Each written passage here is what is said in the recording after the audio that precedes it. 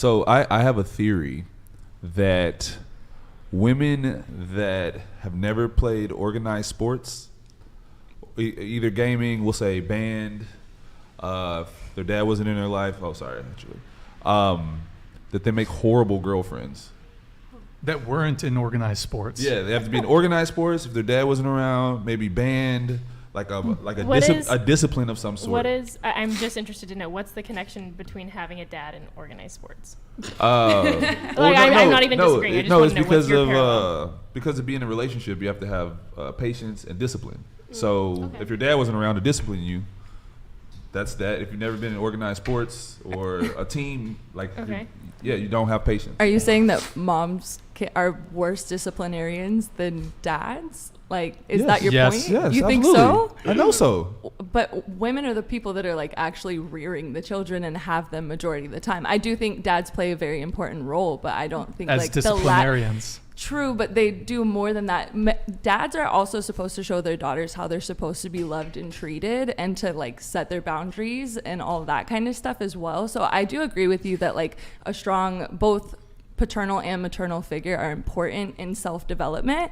But as far as like moms not being capable, my mom whooped my ass. So like no. My dad never spanked me ever. I was like baby girl. So I didn't say they weren't capable. Well, you said they're worse at it, but it's like my dad literally like would never ever spank me, and my mom, and I'm thankful for her. Like, so why do you equate discipline to like violence and spankings? It's not necessarily violence. We could go into the whole like the whole debate of whether it's like okay to like spank your kids and whatnot, but that's kind of a whole different topic. But discipline is just rules. Yeah, but obviously I'm using like spanking as a representation for discipline, not necessarily saying that's only the way to discipline your children. I also think boys are more likely to be coddled by their moms, and like our mothers like will discipline us harder than they would their sons, which is why it's also important for a man or a male to have like a father in his life.